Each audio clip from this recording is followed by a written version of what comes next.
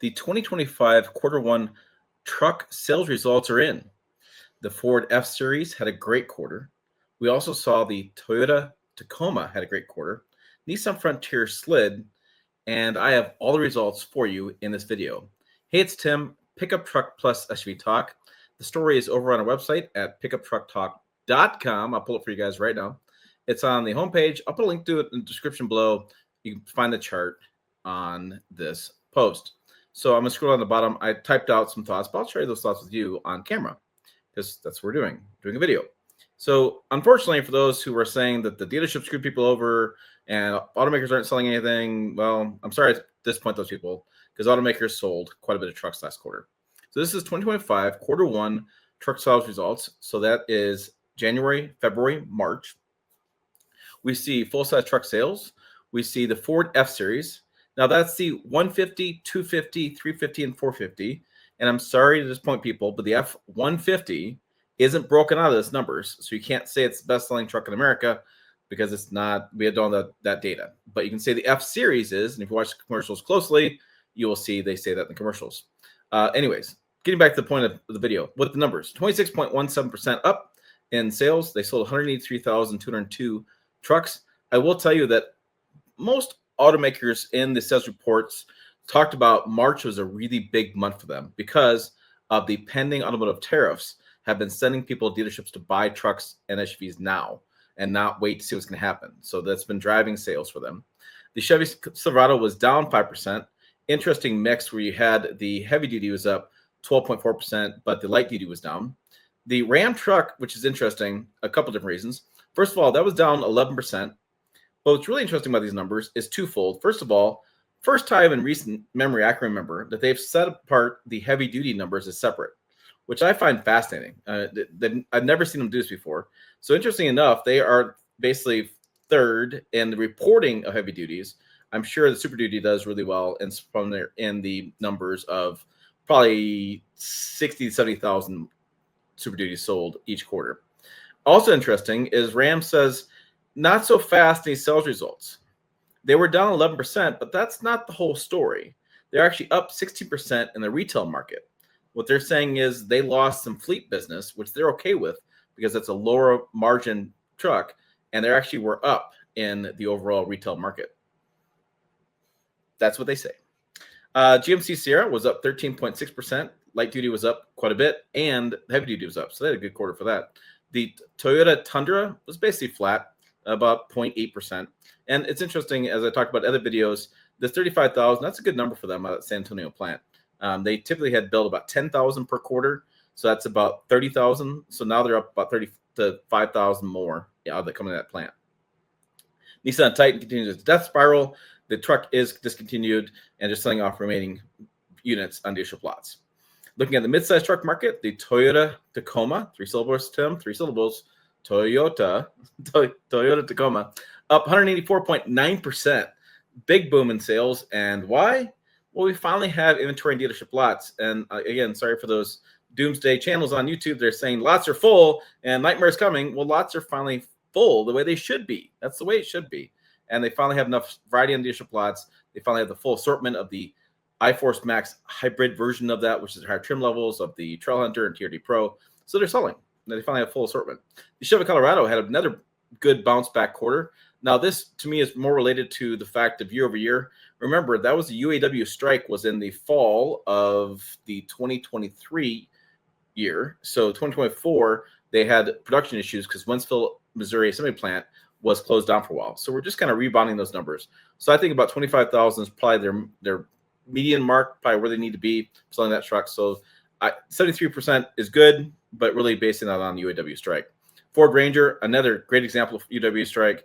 That had a massive hit because it's supposed to be unveiled. It was unveiled, supposed to come to production. UAW strike happens, gets pushed back. So finally have a full assortment on dealership lots with that one. Nissan Frontier, though, took the brunt of the hit from having the new Tacoma out there, having Colorado more on dealership lots, new Ford Ranger out there in dealership lots. Really took a big dive, down 26.67%, which is really bad. Nissan is really trying to have a better sales results and rescue the brand. They have a new CEO. They're doing a lot of work over there, but they have a bad quarter Nissan Frontier. Jeep Gladiator was down 7%. And again, I would say that's probably based on the same idea of having the Tacoma and Colorado. Okay, the Honda Ridgeline was down a little bit as well. GMC Canyon was up quite a bit though, and same idea with the Colorado having more vehicles and trucks to dealership lots, having production not be stopped by UAW strike, up 65.9%. Ford Maverick, first time I recall in my history of doing these numbers, that it actually was down in a quarterly sales results. The Ford Maverick has been a sales darling for Ford for a while, and they were just down 2.68%. Nothing major down, not a big number, but showing an actual decline. The Hyundai Santa Cruz was down 21%. And, with 6,000 units, I know Hyundai is a small company, but it seems like they need to do something with that to get some sales going, or they may have to kill it because I don't know if they have that's enough volume to keep that vehicle going. Just a question. Rivian was down 36.65%. They blamed the LA fires for this.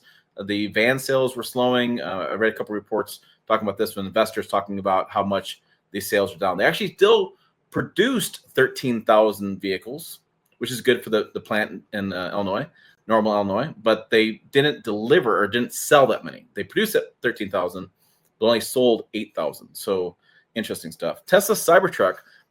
Estimates are between 5,000 to 8,000 per quarter.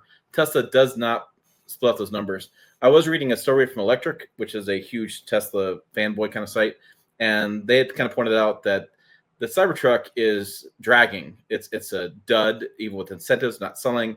And they reported yesterday that the Tesla is sitting on $200 million worth of inventory of the Tesla Cybertruck. It's not, people aren't buying it. Ford Lightning was kind of flat, 7.7% down, but yeah, 7,000 to 7,700, kind of overall a little flat.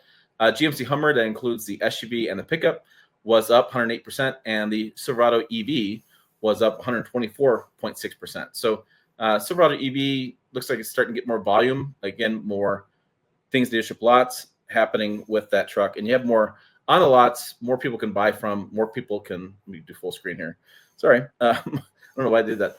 More people can shop from, more people can buy today, and that tends to drive sales. People don't always like to wait for trucks because then sometimes it's months and months waiting, and they want to buy today. So they want to buy what they see on the dealership lot. So I'd imagine a situation of continuing to ramp up the overall trim levels and different options and lower some of the prices will move that truck as well. But that's what's going on right now today, Wednesday, April 2nd, 11:06 a.m. I'm looking at my watch, my computer, because things are going to blow up in about a couple more hours.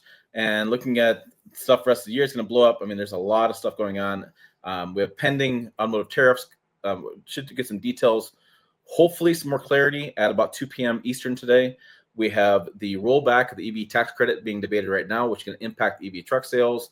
We have President Trump has talked about rolling back the emissions regulations back to 2020, which is what he made the change back then, which basically just reduces the targets from like a 5% gain in fuel economy down to like a 3% gain in fuel economy, which is what he did last time. So I don't see a big change happening there. We already have the 2027 emissions regulated engines shipping to out there, as far as companies shipping to fleet managers and shipping to different dealerships, different manufacturers getting out there. So I'm not so certain about the emissions regulations change there, but I do know the tariffs are going to have a huge impact, and the EV tax credit are going to have a huge impact. So again, Wednesday, April 2nd, 11:07 a.m. I'm recording this video.